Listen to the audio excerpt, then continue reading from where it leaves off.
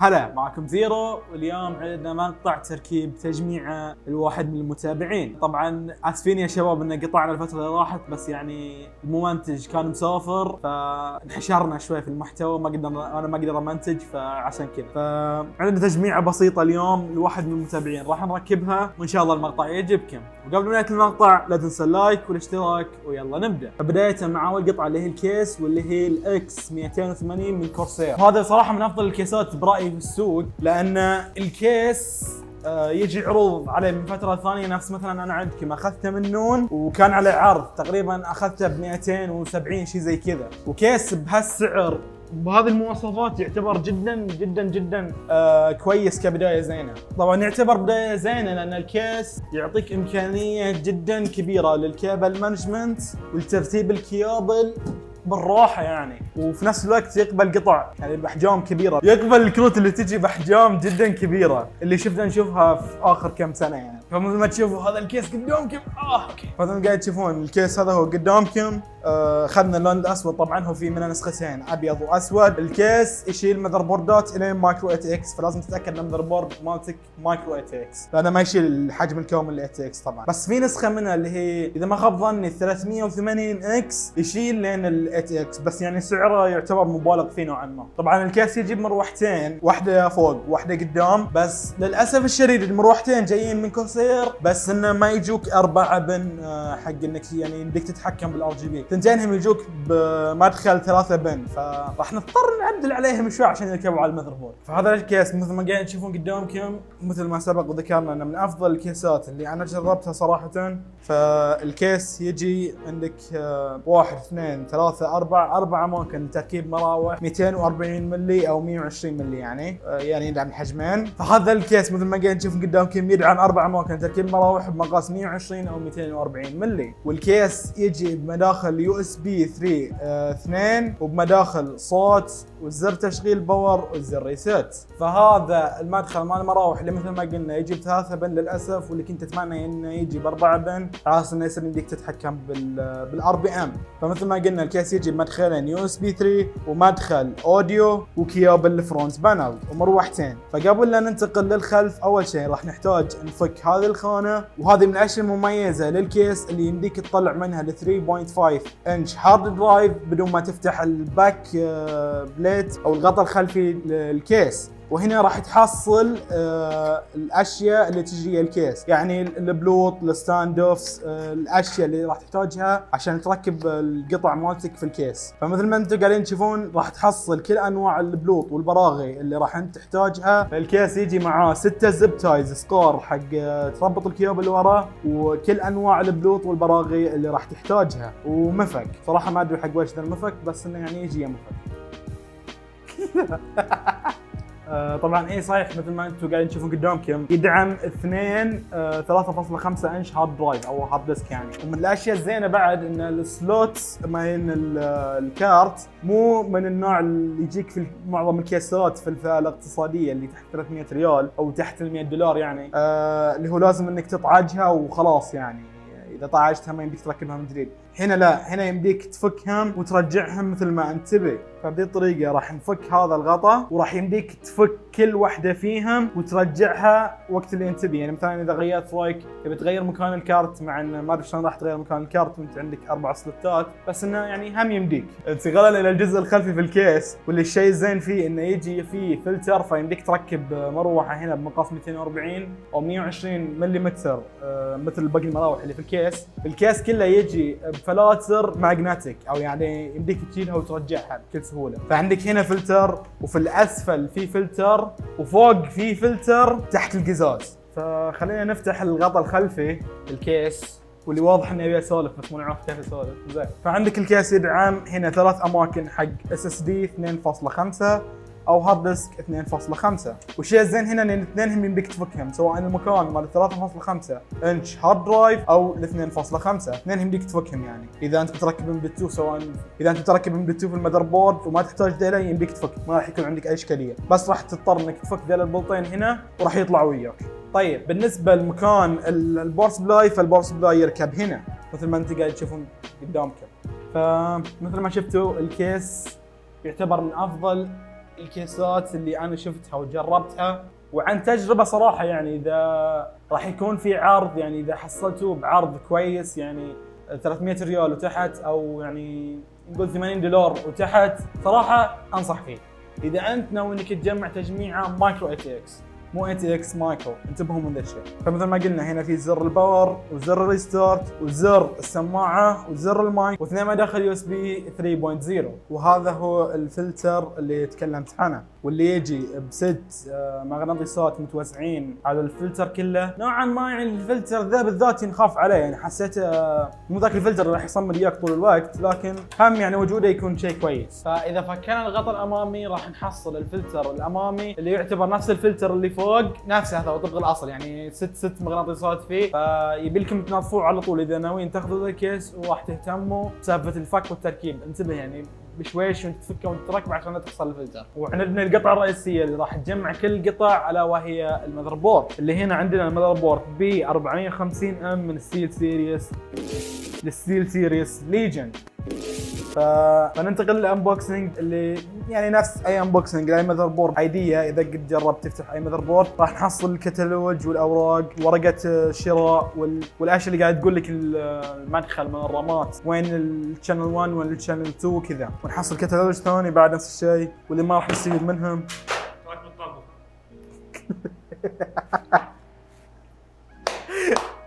كت وننتقل للقطعه الرئيسيه الا وهي المذر بورد، واللي يجي معاها كان اسمه هذا، واللي يجي اياها شيلد مكتوب عليه البورتات او المداخل، وجاي بنفس التصميم مال المذر بورد، ووايرين ساتا. طبعا وايرات ساتا احنا ما راح نحتاجهم لان راح نركب M.2، وما ننسى البلطيم مال M.2 اللي راح نثبت فيهم M.2، واللي المذر بورد تدعم مدخلين M.2 واحنا راح نستعمل واحد. واخيرا وليس اخرا المذر بورد نفسها، واللي صراحه من افضل واجمل المذر بوردات اللي شفتها، وفي نفس الوقت الشركه معتنيه، يعني حاطتن لك فلين حول المذر بورد على اساس انه لا تتضرر مع الشحن او لا راح لا يصير فيها اي شيء. فمثل ما قاعد تشوفون قدامكم المذر بورد جدا جميله وجدا فيها تفاصيل يعني جدا روعه، وسعرها جدا مناسب وممتاز. زربيه راح نحتاج عشان نطلع المذر بورد نفك الزب تايز اللي هم حاطين لها. فالمذر بورد تجي بست منافذ USB.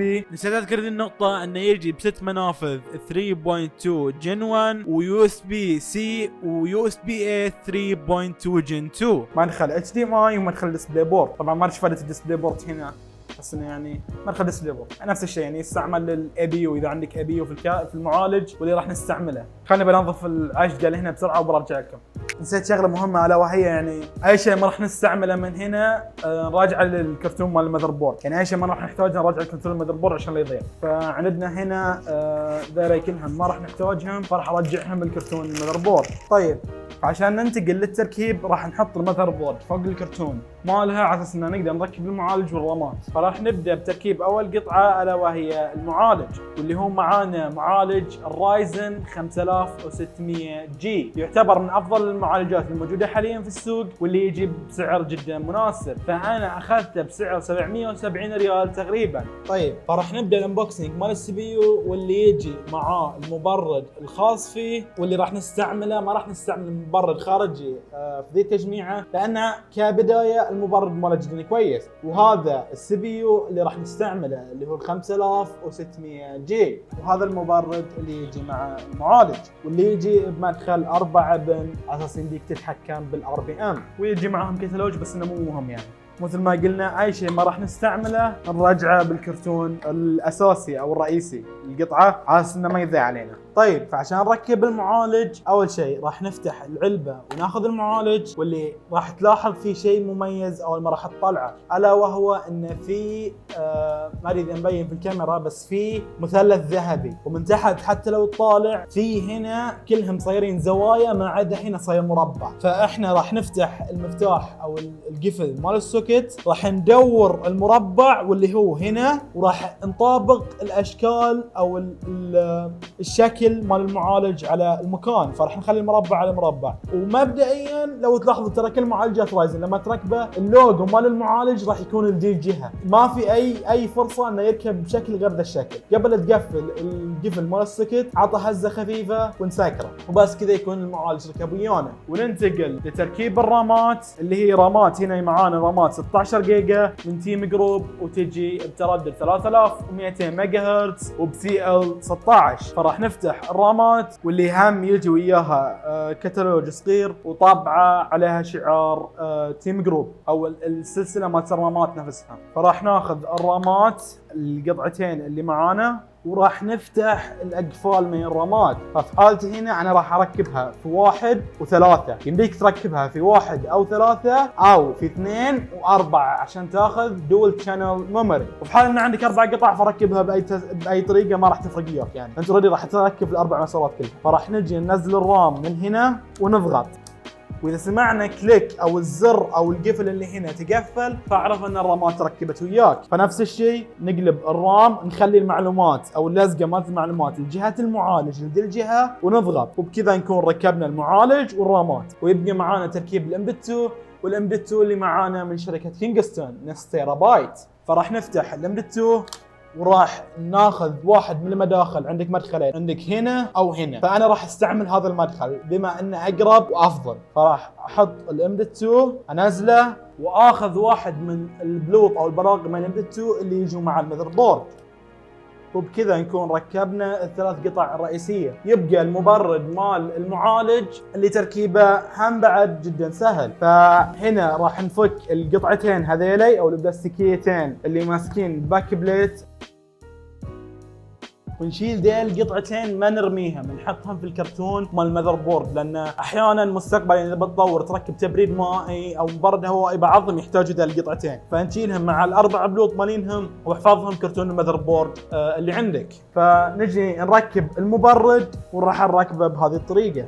اللوجو مال AMD يكون يا يمين او يسار، وهو اوريدي عليه ثيرمال بس، والثيرمال بس اللي يجي معاه جيد. اذا انت عندك ثيرمال بس خارجي مثلا MX4 او كرايونات راح يكون افضل انك تحط، بس اذا ما تبي نفس الشيء يعني يعتبر لنا اللي موجود جيد. فراح نشد الاربع بلوط بالتساوي على شكل حرف اكس، بعدين فوق نرجع للي تحت ونروح للاخير. وراح ناخذ الكيبل مال المروحه ونشوف في عندي هنا مدخلين، راح اتاكد اي واحد فيهم حق السي بي يو فان وراح اركبه فيه. لا تركبه في المدخل الثاني لان اول ما راح تشغل الكمبيوتر راح يطلع لك سي بي يو فان ايرور، راح تضطر تفك الكمبيوتر وتعاود تشبكه في المدخل الثاني. واصلا هم كاتبين لك هنا. ففي حالتي المدخل اللي فوق هو مدخل السي بي يو فان، واخذ الواير واغيبه هنا وفي اي مكان يعني يكون مناسب. ومره ثانيه راح انظف المكان وارجع لكم. طيب على السريع راح نرجع للكيس لان راح اسوي شغله مهمه بالنسبه لي، الا وهي ان راح اشيل المروحه اللي فوق وراح اوديها قدام. ابي يكون المروحتين قدام، اشوف لان كذا افضل وانسب بالنسبه لي. فعشان نفك المروحه راح نشيل الفلتر خليه على جنب بمكان يكون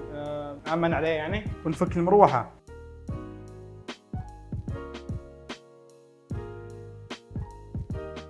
وبكذا نكون فكينا المروحه. فمثل ما قلنا او مثل ما قلت ابي اركبها انا قدام، فنفس الشيء راح افك الكفر او الفلتر اللي قدام وراح اركبها. ابي اخليهم اثنتين يدخلوا هواء. طبعا نسيت شغله، يفضل دائما وقت اللي تركب المراوح انكم تخلوا الجهه مالت الواير للمكان الاقرب انها تروح لورا، على اساس انه لا يكون يعني في عجقه كيابل او زي كذا. ففي حالتي مثلا راح اخليها بهذه الطريقه لان الفتحه هنا، فراح اخلي المروحه زي كذا. وبنفس الوقت الشكل ما راح يفرق وياك لان المروحه نفسها من اربع الجهات نفس الشكل، يفرق بس من ورا ومن قدام سالفه اللوجو. طيب وبكذا نكون خلصنا تركيب المروحه. فراح نرجع الفلتر في هنا هذه، فراح تعلمك كيف تركبه بالضبط، يعني ما يمديك تعكسها، ما يركب له بشكل واحد. وناخذ الواجهه الاماميه ونكبسها. وبكذا نكون خلصنا المراوح. واخذ الواير الثاني مال المروحه ومرر ورا. كذا ننتقل للخطوه الثانيه الا وهي تنزيل المذر بورد. وتنزيل المذر بورد نوعا ما بعد ما تركب كل قطعه اللي عندك فيه او كل قطعه اللي بدك تركبها خارجا فيه، نتاكد اول شيء قبل لا نركبه من ان نحط الاي او شيلد. فنفكه نتاكد من طريقه البورتات من المذر بورد. ففي حالتي هو مفترض يركب زي كذا، راح اخذه واركبه بنفس الطريقه. ينكبس كابس طبعا راح تسمع طق او يعني انه دخل. اذا ثبت بشكل كويس يعتبر انه خلاص ركب. الحين ناخذ المذر بورد وننزلها بكل هدوء ورويه، ونطابقها على الايو شيلد نفسه. نتاكد من الجهه هذه او من ذي الجهه ان كل البورتات واضحه وتمام، بعدين نتاكد من اماكن البلوط نفسها. كل شيء تمام. الحين نروح للبلوط اللي جو مع الكيس نفسه اللي هم كانوا جايين في ذا الكرتون، وراح اخذ البلوط اللي راح استعملها في تركيب ماذر بورد، واللي في حالتي هنا فراح نستخدم هذه البلوط ونحتاج معاها سكروب مربع او سكروب صليب اللي تسموه، ونبتدي تثبيت. راح نشد اول شيء 4 في كل زاويه وهم كافيين، بس اذا تبي تتاكد يعني خايف وكذا يمديك تشد كلهم يعني، بس انا اشوف ان 4 كافيين. طيب الحين ننتقل لتشبيك كيابل الفرونت بانل، واللي اول شيء نحتاج ان نرجعهم شوي ورا، لان ما نحتاج احنا كل هالطول في الكيابل، يعني مثل ما قاعد تشوفون الكيابل واصله من المذر بورد، فما نحتاج احنا كل هالطول، نحتاج شيء بسيط بس. فراح اول شيء نشبك كيبل اليو اس بي 3 واللي مكانه بالنسبه لنا هنا، وراح ينشبك بطريقه واحده يعني، لانه هو في طرف صاير فيه شيء زائد او يعني مو طرفين نفس الشيء، فافضل اني اطلعه وادخله من هنا واشبكه اقرب. بعدين راح اطلع هذا وادخله من هنا في فتحه هنا من تحت المذر بورد وراح اشبكه في مكانه. بعدين راح اطلع مدخل اوديو واعود ادخله من فتحه تحت المذر بورد هنا ضيقه بس راح يمديمر، واشبكه في مكانه اللي هو في اقصى اليسار هنا، اقصى اليسار في الزاويه هنا. وهذا نفس الشيء ما راح يركب الا بطريقه واحده، لان الصفين اللي فوق واللي تحت في واحد فيهم ناقص بن، فما راح يشبك اياك الا بطريقه واحده، فلا تحاول تضغط عليه وزي كذا يعني، ومش مفترض انه بيدخل على طول يعني. يظل اخر الكيابل اللي هم كيابل الباور وزر الريست، وذيلي راح ادخلهم بعد من الفتحه اللي تحت المذر بورد الصغيره، لان هذه اقرب شيء لها. وهذه نصيحه في الكيبل مانجمنت، حاول دائما انك تخلي الكيابل اقرب شيء على المكان اللي راح تشبكهم فيه، عشان ما يكون في عندك عجقه ويعني يصير الوضع عندك مرتب وجميل. اوكي هذا هم عندنا 3 كيابل، الاول باور، الثاني ريست، والثالث ال اي دي اللي هو حق في لمبات ال اي دي صغيره حق تعلمك. طيب راح تشوف في قراءات صغيره جدا تحت، ما يمدينا نوضحها لكم، بس راح تشوفها جدا صغيره تحت وراح تعلمك وش تسوي. واذا ما هي موجوده القراءات فشيك على الكتالوج مال المذر بورد او سرش على الانترنت عن فرونت بانل، وبعدين اكتب اسم المذر بورد مالتك وراح تحصلهم. فهنا عندي انا قاعد يقول لي ان اول بنين فوق هذيلا حق ال اي دي، فراح اشبك الموجب والسالب، ولا تخاف ما راح يحرق وياك اي شيء سواء عكستهم، ما راح يكون في اي مشكله، بس البي سي ما راح يجي شيء يعني. بعدين البنين اللي بعدهم على اليمين هذول مكتوب عندي انهم حق الباور، واللي تحتهم على طول هذول حق الريست. وبكذا نكون خلصنا كيابل الفرونت بانل. يظل اخر خطوه عندنا في تركيب البي سي بعد الكارت طبعا، يعني الكارت هذه خطوه. الخطوه الاخيره هنا تعتبر الباور سبلاي، والباور سبلاي اللي معانا اليوم من شركه كورسير، ايضا نفس الكيس اللي هو سي في 650 واط عشان يغذي المعالج والكارت اللي عندنا، لان نوعا ما الكارت يعني شوي متطلب. فاول شيء راح نحصل الكتالوج اللي ما راح نحتاجه، وكيبل الباور اللي هنا احيانا راح تصير وياك مكبات، يعني نفس حالتي مثلا انا هنا الكهرباء اللي عندي اوروبي او ثلاثي، اللي رسل لي اياه امريكي، فراح تحتاج تحويل، وراح يجي اياه 4 بلوط عشان نركبه. وحتى لو ما جا وياه بلوط 4 حق تركبه يمديك تاخذ شوي من البلوط اللي يجي ويا الكيس، في بلوط بنفس ذا الشكل يجي وياه يمديك تستعملهم، اللي هو الشكل اللي تحصله سداسي شوي. واخيرا وليس اخرا عندنا الباور سبلاي. طبعا الكيابل اللي راح نحتاجهم في ذي التجميعه، لان ما عندنا ساتا، والمراوح راح تنشبك على المذر بورد على طول، يعني مش مراوح من النوع القديم، يعتبر حديثه الى حد ما. فراح نحتاج مدخل بي سي اي اكسبرس حق الكارت اللي هو يجي 6+2، ومدخل ال 24 بن للمذر بورد. راح نحتاج مدخل السي بي يو اللي هو يجي 4+4، او راح تحصلهم 8 مكتوب عليه سي بي يو. وهذه مدى او هذه الكيابل الثلاثه اللي راح نحتاجهم. الباقي ما راح نحتاجه، لان اولا احنا ما عندنا هارد ديسكات او اسديات خارجيه. مستقبلا اذا راح صاحب التجميع حب يركب يستعملهم، وما راح نحتاج مدخل الباور هذا لان ما عندنا مراوح راح نشبكها فيه او بامب او اي شيء ثاني. فطريقه تركيب الباور سبلاي جدا سهله، الا وهي انك راح تدخله ونرفعه لفوق، نطابق اماكن البلوط الاربعه اللي مثل ما قاعدين تشوفون قدامكم، وراح نجيب البلوط اللي جاوا وياه ونبتدي نشدهم.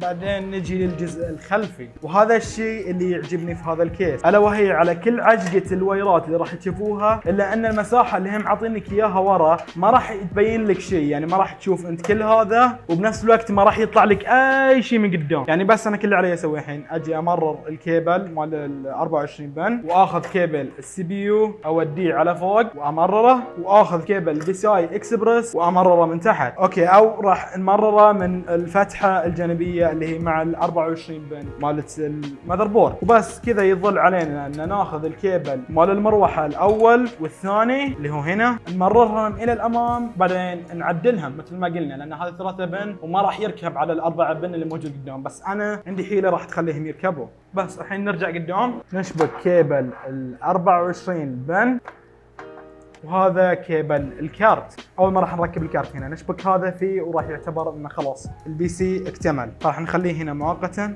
نرفع ذا الكيبل شوي عشان ما يبين شيء، ويكون الكيبل مانجمنت نظيف. والحين نجي الين كيبل السي بي يو اللي مررناه لفوق، راح ناخذه ونشبكه على فوق. اوكي ثواني راح اعدل المكان ذيله. اوكي، فبما ان عندنا مدخلين مروحتين تحت، فراح امررها ايضا من تحت من نفس المكان اللي مررنا منه الفرونت بانل او كيابل الفرونت بانل. طيب الحين التريك كالتالي، بس طبعا خطره فراح تسويها على مسؤوليتك، الا وهي ان الثلاثه بن والاربعه بن يجوا بزي بلاستيك زايد على الجنب. فانا كل اللي علي اسويه اني اجي بسكين او باي شيء حاد واشيل هذا البلاستيك، بس انتبه لا تجرح نفسك طبعا. فمن بعد ما شلنا البلاستيك نجي نشبكها على الثلاث بنات اللي صايره على كيف اشرح لكم، في زي قطعه بلاستيك هي تكون موجوده في المدخل، فانا راح اشبكها على الثلاث بنات اللي تصير يمين هذه قطعه البلاستيك اقصد على اليسار. عشان كذا انا مضطر اني اشيل البلاستيك اللي عليه، او البلاستيك اللي يمنعني اني اشبكها بهذه الطريقه. يعني يظل في بن على اليسار زايد، دائما يكون في بن على اليسار زايد، ويكون جهه البلاستيك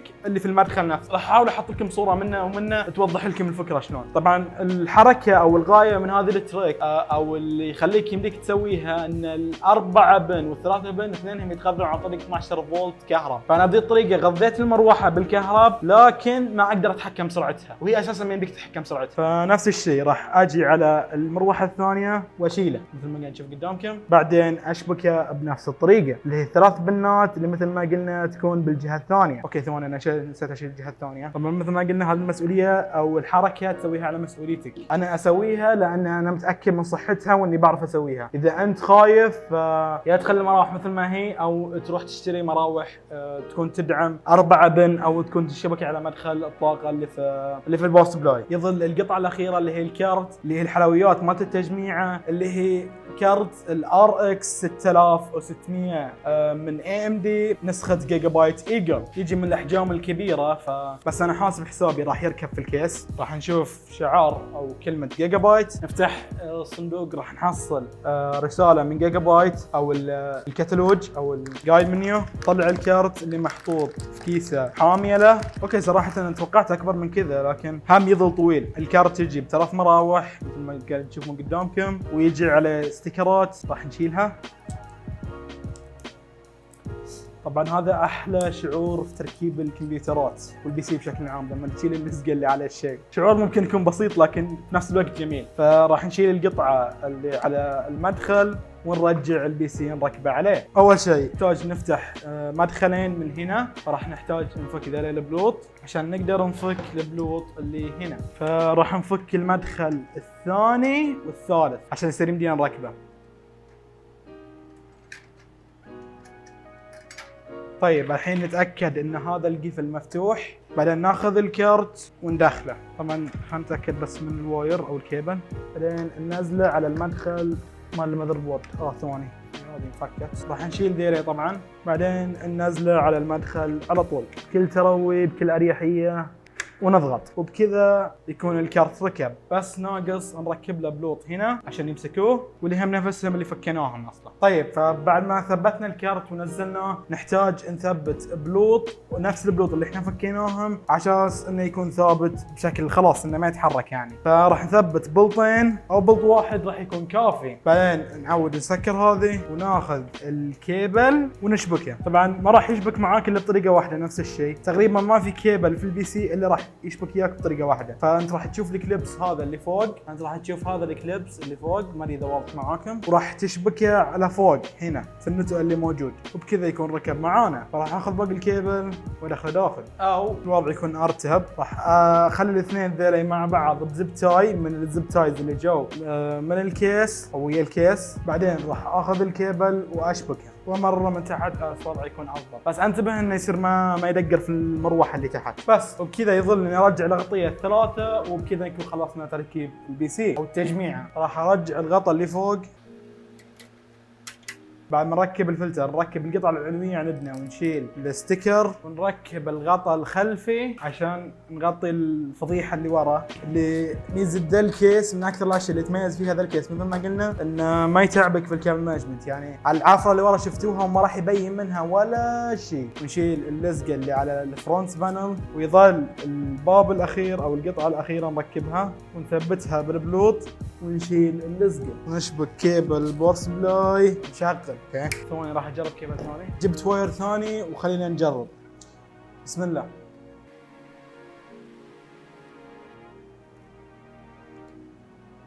واشتغل معانا البي سي مثل ما قاعد تشوفون قدامكم. هذا البي سي، هذا خلاص خلصنا، يعني خلصنا تركيب. بوقت نزول الحلقه بعض القطع تغير سعرها، معظم القطع صارت ارخص، لكن عندك الكيس ويا الكارت ارتفع سعرهم، فنشوف الافضل بالنسبه لك في السوق المحلي وبس. راح يكون في مقطع راح نجرب عليه كل لعبه تجي على بالنا، كل لعبه يمدينا نجربها راح نسوي لها بنش ماركات او بنش مارك على هذه التجميعه. راح تحصل رابط الفيديو اللي راح يكون فيه بنش ماركات في الوصف وفي علامه الاي هنا او هنا ما ادري. بس هذا كان كل شيء لفيديو اليوم، شكرا على المتابعه ونشوفكم في الفيديو الجاي. لا تنسى اللايك والاشتراك.